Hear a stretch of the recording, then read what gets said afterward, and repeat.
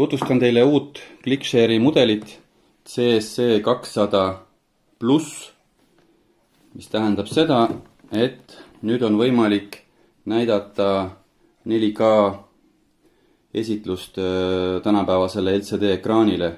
Lisaks võib olla ekraanil kuni kahe kasutaja pilt, komplektis on 2 nuppu ja 1 vastuvõtjaseade, mis reeglina paigaldatakse LCD ekraani taha. Teen selle lahti ja vaatan, mis siin sees on.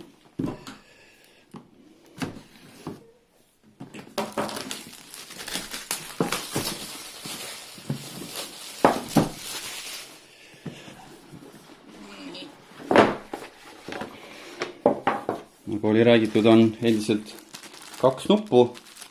Nupud on USB-A. Täiendavalt on saadaval ka USB-C nuppe. Seade ise on selline.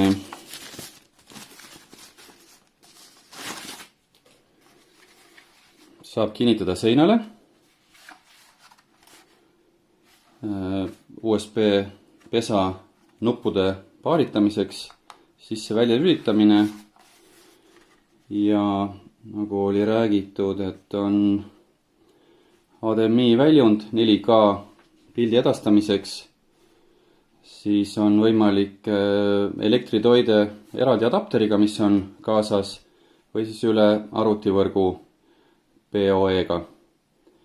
Ja täiendavalt lisaks on siin HDMI sisend, näiteks dokumendikaamera ühendamiseks. Kui on suurem ruum, et pilti näidatakse projektori kaudu, siis on võimalik heli välja võtta 3,5 mm kõrvaklapipesast ja suunata see suuremasse helisüsteemi.